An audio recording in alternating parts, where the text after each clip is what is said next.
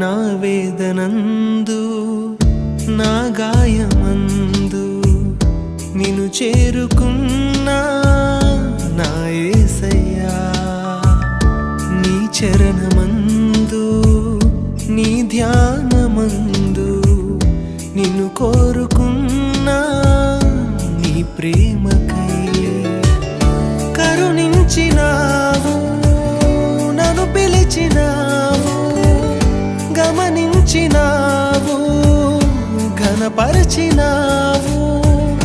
నీవేగ దేవా